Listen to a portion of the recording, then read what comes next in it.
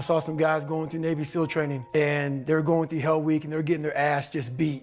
You know, in and out of the water, guys ringing the bell. There's suffering. And I was weighing like 297 pounds, and I had to make a change in my life. You know, I was at an all-time low, and I wasn't going anywhere, and I was exactly what everybody said I was gonna be, which was nothing. So I had to make a change. With success in life comes more haters. Don't make them hurt your feelings. Use them for fuel. Use them for energy. In times of need, put them on the fucking mental Rolodex in your mind. And when you don't want to do shit, roll through your brain. Pull up that motherfucker that you need. That person who said you couldn't do something. Weren't fast enough, good enough, smart enough, whatever the fuck it may be. Use it for energy. Instead of killing them with kindness, torture them with fucking success. In life, we have to continue pushing past the odds. Use everything this world has to give you for fuel. Stay hard. I had to stop thinking normal. I had to stop thinking normal. I can no longer be a common man walking around doing common things. But no one taught me this stuff. It wasn't like I had, I paid a trainer to come train me. Jenny Craig didn't come down and miracle my ass. None of this happened. It was on me.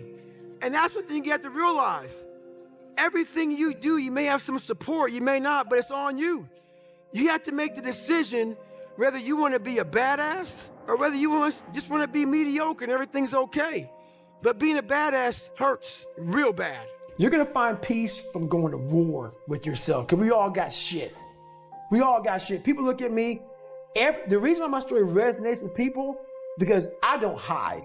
I'll tell you exactly who the fuck I am. I will admit to it.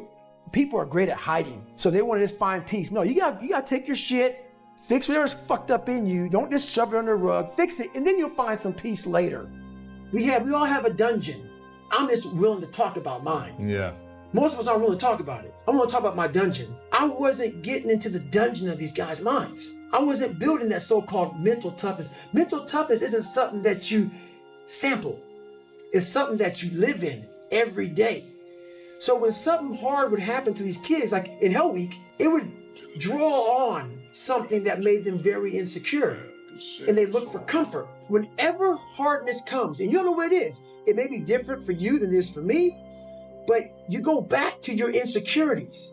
And then when you go back to your insecurities, you then look for comfort within those insecurities. And we all look for that cookie that your mom used to give you when you were sad. When you were sick. We look for our wife or our husband. We look for comfort. It's in those moments you must retrain your mind to think differently in health. The physical standard is not what they need to meet.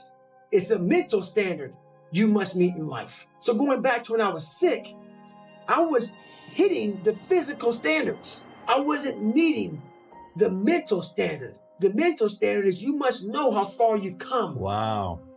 I had come 8,000 miles from where I started. But if you never know that, you're still in the $7 a month place. When I was sick, I was able to slow it down and reflect back on my entire life.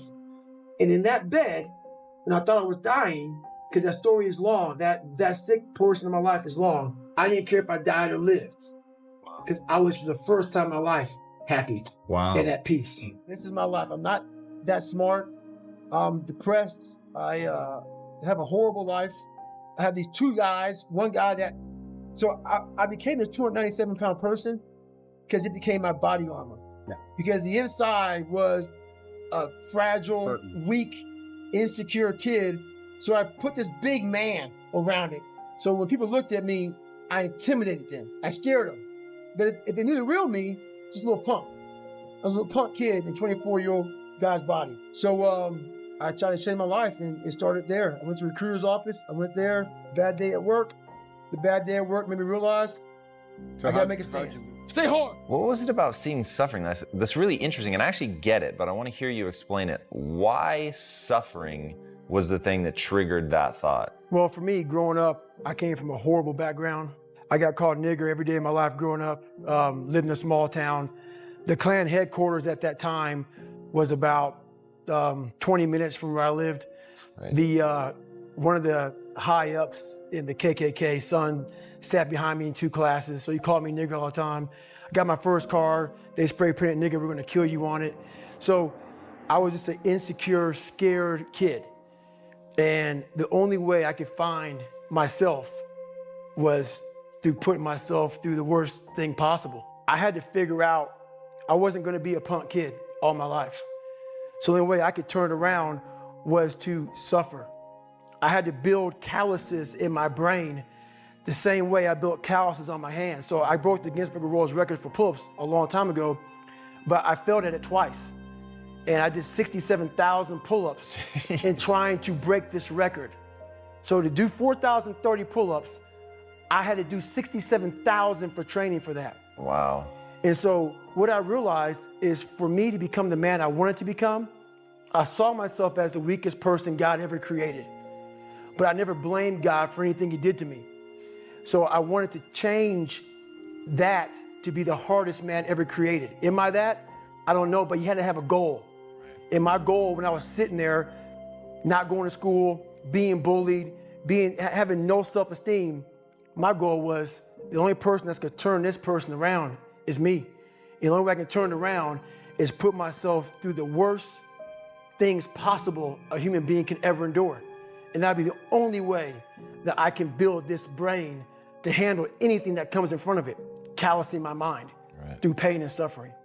That's so powerful. It's such an amazing insight. So obviously listening to some of the stuff that you're talking about, and one thing that you say often is, you know, it's hard to stay hard or get hard when you're living in, you know, like you even said at one point, in a big mansion in Beverly Hills, right? So I was sitting there thinking, you're absolutely right. But what I find so interesting is how we, as a species, run from pain, we run from suffering.